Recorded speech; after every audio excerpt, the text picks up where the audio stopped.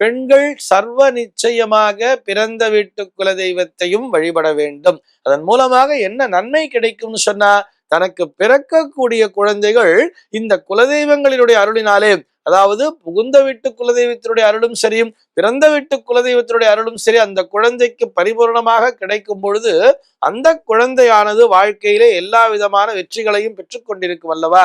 இதைத்தான் நம்முடைய சாஸ்திரமும் வலியுறுத்துகிறது.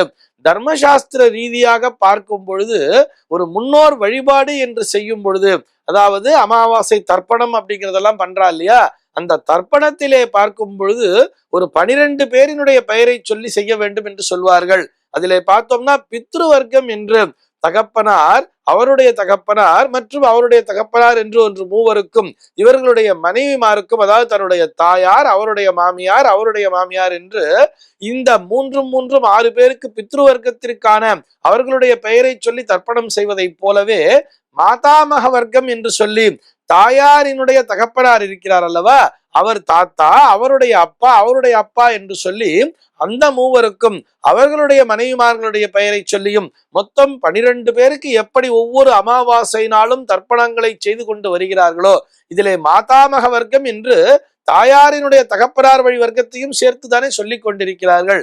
அப்படித்தான் அந்த தாயாரினுடைய குலதெய்வத்தையும் சேர்த்து வழிபட வேண்டும் அப்படின்னு சொல்றார். ஆக ஒவ்வொரு பெண்களுமே என்ன பண்ணணும்னு சொன்னா, தன்னுடைய புகுந்த வீட்டு குலதெய்வத்திற்கும் முக்கியத்துவம் தர வேண்டும். முதல்ல ஃபர்ஸ்ட் ப்ரிஃபரன்ஸ் அதற்கு கொடுத்துட்டு, அதே மாதிரி பிறந்த வீட்டிலிருந்து ஒரு குலதெய்வ வழிபாட்டிற்கு நாங்கள் செல்கிறோம் என்று சொன்னால், தங்களால் இயன்றால் அவர்களும் சென்று அந்த குலதெய்வ வழிபாட்டிலே பங்கு பெற வேண்டியது. அப்படி இல்லைன்னா கூட அவர்களுடைய சார்பாக ஏதோ ஒரு பணத்தை அனுப்பிச்சிட்டு கூட இதை அந்த செலவிலே சேர்த்து கொள்ள வேண்டியது, என்னுடைய பெயரிலும் சேர்த்து அர்ச்சனையை செய்ய வேண்டியது என்று சொல்லி அவசியம் திருமணமான பெண்கள் தங்களுடைய பிறந்த வீட்டு குலதெய்வத்தையும் வழிபட வேண்டும்.